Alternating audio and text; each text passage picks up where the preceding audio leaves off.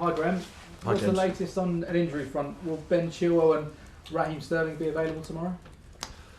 Well, it's positive. We're going to train later on this afternoon, so providing they come through that okay, there's a good chance they'll be in the squad. You spoke after West Ham and Dortmund about making steps forward. Are you happy at the rate in which you're progressing at the moment? Well, we can always do more and do better, but at the same time you always have to look at the situation for what it is and put it in the context that it's in. But in terms of how the group is working, that's positive. I thought the Dortmund performance away from home, given the context of the competition, the opponent, the environment, was another step forward. But we have a different challenge again at the weekend because we're at home against a Premier League side. So we have to make sure we're ready for that. But yeah, satisfied, but as always room to improve. And in terms of tomorrow's match, you start 10 points off the top four. Is it a game that you simply need to win to keep alive the hopes of qualifying for the Champions League via the Premier League? Well, I think it's a game that we want to win because we're playing at home. We want to win. It's as simple as that. As I've said before, there's no point thinking about 4 months away. We focus on the next match, which is Southampton. So, as we know from earlier in the season, and in any game you play in the Premier League, it's always complicated, always tough. So we have to be ready for that challenge and play at home, try to take the 3 points. Mark Cucurella is clearly going through a really difficult time at the moment. Reports suggest that his house was broken into shortly after joining the club. Yeah, that's true, yeah. Was it disappointing to hear him being booed by the Chelsea fans in Dortmund on Wednesday? I didn't hear that, to be honest. There was 80,000 people there, so I didn't hear any of that. Only one goal in the last 4 matches. Pierre-Emerick Aubameyang appears to be the only out-and-out striker fully fit at the moment. What does he need to do to get himself back into contention? Do you see him having a role to play this season? Well, we have David Fofana as well, who's a centre forward that we've signed. Who's a young player with potential, we feel. And there's also other forwards, but of course Pierre's in our squad. He's remained an important player for us. He's worked hard. He knows the situation at the moment, but nothing's set in stone. His attitude has been really, really good, and we'll make an assessment as we go forward. And finally, from me, what's your understanding on the situation around Mason Mount's contract at the moment? Reports suggest a bit of a stalemate when it comes to negotiations. How keen are you to tie into a new deal at the club? Well, I think it's always complicated. There's always negotiation. It's best that I leave it between Mason and the club. That's the best way for that to be dealt with, as far as I'm concerned. He's been fantastic to work with. An important player for us, and of course I hope it gets resolved quickly. Vaishali, PLP. Hi Graham. Hi. Obviously Ben started in midweek, but how important is it for you to manage his return back from injury? Yeah, that's the challenge for us at the moment. He had 30 against West Ham, 60 against Dortmund, so the decision will be based on how he recovers today and how he reports, and we'll make that call probably tonight or tomorrow as to the extent that he can play, but it's certainly something we have to be mindful of.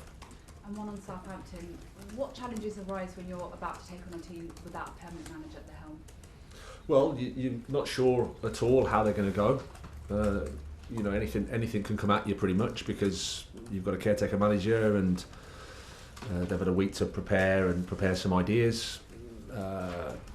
What's happened before is no reference really, so that's the challenge for us. We have to then focus on ourselves and focus on what we're doing well, and then prepare and make sure we're ready for the challenge, because I think there's a big challenge coming our way. Alex, BBC. Hi Graham. Hi. Your team's creating a lot of chances at the moment, which is obviously a positive for you as a coach, but aren't taking them. So is there a point you can't be stop praising them for creating the chances, that they need to take them, or do you need some luck, or is it kind of a mixture of all of that? No, I don't like to use luck as a reason or something to wait for, because it's something you can't control. Clearly you need that in a game, but it's not for us to think about. It's about the Dortmund game in terms of chances created was a positive for us. If we can maintain that, that's the challenge for us. And then the quality of play that we have, I think, in the final positions we can score. The criticism for us, I would say, and the fair criticism, and something we've been looking to improve over a period, is we haven't attacked as well as I'd like us to. And attacking well means creating chances, sustaining chances, good chances, chances how we want it to look. And it was closer against Dortmund. Good in the first part of the game against West Ham, but the challenge is always to do it over the 90 minutes. It's not as simple as that, of course, because it's the Premier League and there's an opponent there, but that's what we need to do. And you mentioned you've got players coming back like Ben Chilwell, Raheem Sterling, and a positive performance. You said that's a step forward against Dortmund. Do you feel that with time things are getting closer to where you want to be till you get that performance over that 90 minutes? Well, yeah, we feel there's progress, but again, you have to constantly see and evaluate where we're at and what the circumstances are. It's pretty straightforward. You know, you play a game and you need to win, but there's lots of things going on in the background in terms of, okay, you know, managing players coming back from injury, like I said last week and the week before. Integrating new players into the team and how that works, and all the time you're playing against, you know, you're playing a competition, you're playing an opponent, so you have to deal with that as well. But that's just where we're at, and it's exciting. Thank you. Simon Johnson, Athletic. Okay. This is a general question, not specifically referring to last Saturday. Sort of been asked to ask you, what do you make of VAR, and if you could change anything, is there anything that if you could change that you would? Oh, That sounds a lot then. that's a nice one. No, I have no problem with VAR necessarily. I don't think I would have had it in the first place because I think I'm a bit of a romantic traditionalist. I quite like the referee and the linesman are there to make the decision, and whatever mistake happens. I think that's good, but I understand that we want to make it so that all the decisions are correct. Then I go, do we really want every single decision to be correct? Because there's an element of human error, there's an element of that happens in the game. It's something for us all to talk about and get annoyed about. It's part of the game. I think it'd be boring. Are we going towards eventually computers are going to make the decision? Because I hear people talking about they need it to be consistent, and the only way to be consistent is human beings don't make the decision, because every human being will see it a different way, and the football action will be so different. There won't be the same one. So this drive for consistency is strange when you consider that humans are taking part in the game. I would like the referee to mostly referee the game. Apart from that, I'll just try and support the process, because that's where it is. That's where we want to go to. So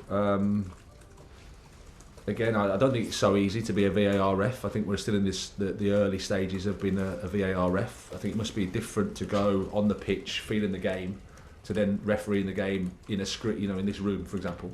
Mm-hmm. So that's something that inevitably they're going to get better at, I think. But apart from that, I have enough problems myself to worry about VAR. Just a quick one about Chelsea. Creating chances isn't the problem. It seems like taking them is. So, are you sort of doing any extra drills, shooting drills, just to get that confidence going, or sort of it seems like a confidence thing in terms of front of goal that players are snatching at chances rather than taking them? I'm not sure I totally agree with you there. It's fine. I think you can make that case against Dortmund. Yeah. I mean, João hit the bar, was unlucky. And a good chance before then that you'd think with his quality he would score, but I think sometimes that happens in football. This is the hardest thing to do, is to put the ball in.